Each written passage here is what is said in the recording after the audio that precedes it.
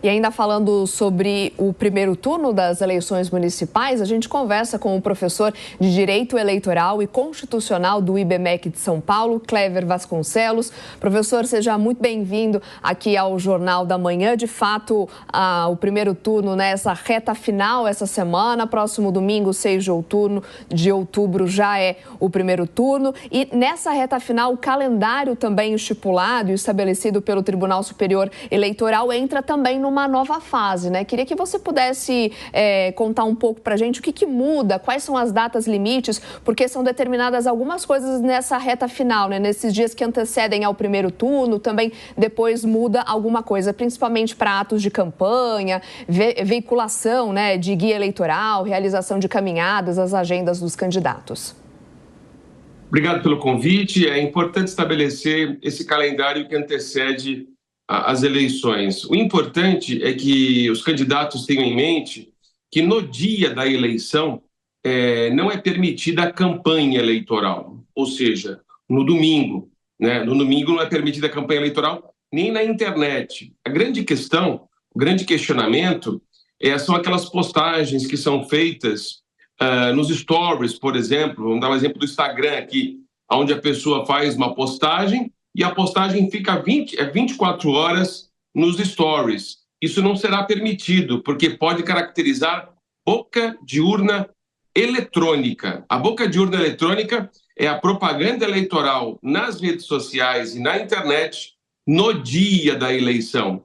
Isso pode configurar, inclusive, abuso do poder econômico, pode configurar crime, dependendo da situação. Então, os candidatos têm que estar atentos a isso, porque é uma situação inovadora nas eleições atuais. Agora, os comícios, geralmente nós estamos percebendo que os candidatos não fazem mais comício, né?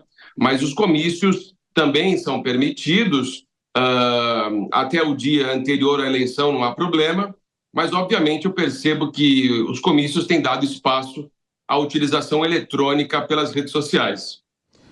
Professor, bom dia. Justamente havia uma grande preocupação, né, do uso da inteligência artificial nessa campanha, houve toda a mobilização do Tribunal Superior Eleitoral. Como é que o senhor avalia essa campanha, né, cada vez mais digital mesmo, com a maior utilização das redes sociais? Como é que o senhor avalia essa migração, um choque na política tradicional mesmo? Olha, eu avalio o seguinte: a inteligência artificial ela não foi muito utilizada nas campanhas. Se você notar bem, as veiculações das propagandas não aderiram muito à questão da inteligência. A inteligência artificial é permitida.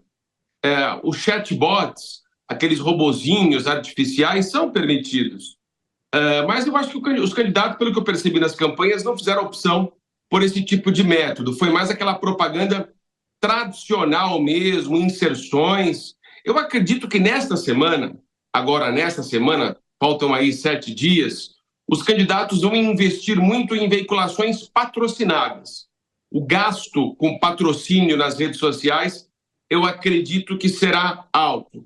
Mas eu não vejo, do modo geral, a utilização de inteligência artificial, chatbots, nesse sentido, né? Eu vejo que os candidatos optaram pela propaganda tradicional e não fizeram opção pelos famosos comícios que nós presenciávamos antigamente. Então, mais na rede social, e agora vem aquele famoso investimento em patrocínio nas redes sociais.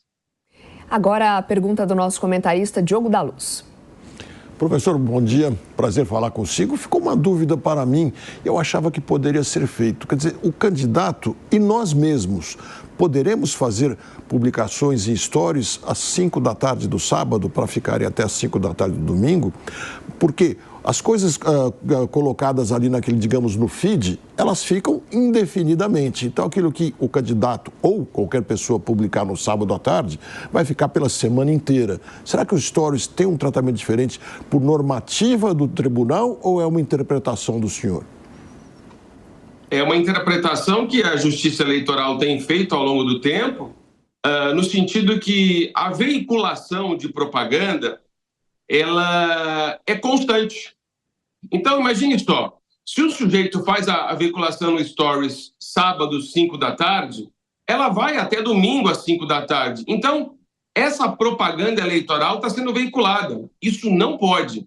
O candidato tem que apagar, o eleitor tem que apagar, porque senão vai caracterizar crime de boca de urna. E é fácil essa criminalização, porque nós identificamos a página. Ou seja, qual é a intenção da lei eleitoral?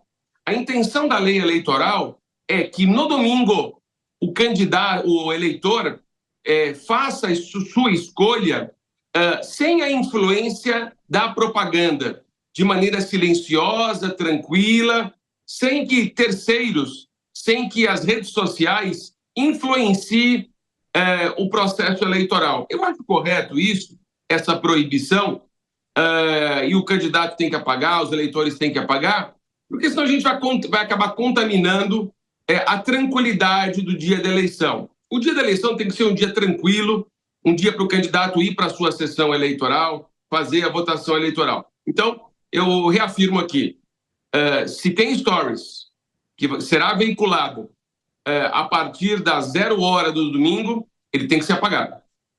Agora, professor, nós demos essa notícia no começo do jornal, né, que o aplicativo da Justiça Eleitoral já registrou mais de 64 mil denúncias de publicidade eleitoral. Queria, por favor, que o senhor explicasse que tipo de publicidade, portanto, é considerado irregular. A publicidade irregular é aquela publicidade ofensiva, via de regra. A publicidade que ataca a honra, ataca o respeito ao outro candidato.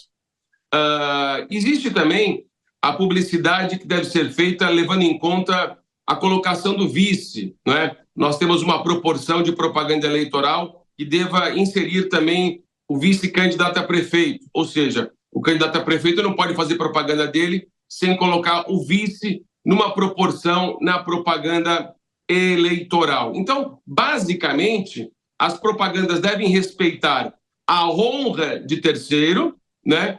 Os candidatos majoritários a prefeito terem aí a inserção do vice numa proporção que fixa a norma, se não me engano, 20%, 30% do anúncio da propaganda eleitoral e, portanto, basicamente, são esses os balizamentos que devem ter os candidatos. Como é que o senhor avalia essa mudança no horário eleitoral de fato, né? Antigamente os programas eram maiores, assim, né? A população não tinha TV a cabo, não tinha internet, né?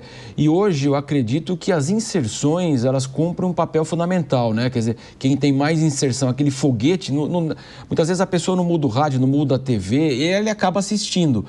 E no segundo turno tem uma mudança considerável, que é o equilíbrio aí no horário para ambas as candidaturas.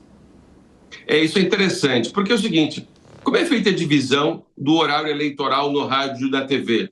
Isso leva em conta o número de parlamentares que possui o candidato. Por isso que a eleição para o Congresso Nacional, para o Parlamento, é muito importante. Mas nós não estamos nesse tipo de eleição nesse ano. Então, a divisão é feita pela proporção dos candidatos. Eu tenho visto o seguinte, fazendo uma análise. A propaganda no rádio é aquela propaganda mais dura. Por que mais dura? Ela atua como se fosse uma contra-propaganda. Os candidatos são mais duros em relação aos seus adversários, são mais críticos. Por quê? Porque uma propaganda que geralmente não visual, esse exercício auditivo entra mais no eleitor, fazendo com que ele tenha um aspecto crítico em relação ao adversário. A propaganda na televisão é vista não como era antigamente. Ainda tem o seu efeito? Tem o seu efeito. Mas eu acho que a propaganda mais eficiente nos dias de hoje, principalmente do eleitor até 35 anos, não é? Do eleitor jovem até 35 anos, a rede social é o grande palanque eleitoral hoje. O grande palanque eleitoral é virtual. Isso é inegável. E eu tenho certeza que nessa semana as estratégias dos candidatos para esse palanque virtual serão alteradas, mesmo porque aqui em São Paulo, por exemplo, nós temos um empate técnico entre os três candidatos. Então, eles vão fazer o possível para atingir esse público até os 35 anos, que é um público que tem muito mais frequência nas redes sociais. Professor Clever Vasconcelos, professor de Direito Eleitoral e Constitucional do IBMEC de São Paulo, conversando com a gente aqui sobre direito, então, eleitoral, às vésperas do primeiro turno. Professor, muito obrigada pela sua participação. Um ótimo dia para você. Obrigado.